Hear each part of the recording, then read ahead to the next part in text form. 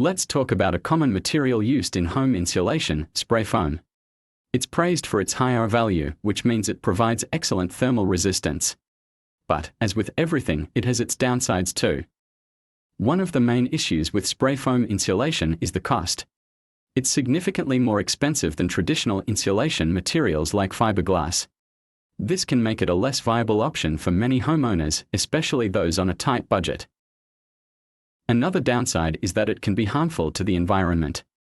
Spray foam is made up of chemicals that can release harmful gases into the air. These gases can contribute to global warming, making this insulation material less eco-friendly. The installation process of spray foam insulation can also be problematic. It requires professional installation, which can be costly and time-consuming.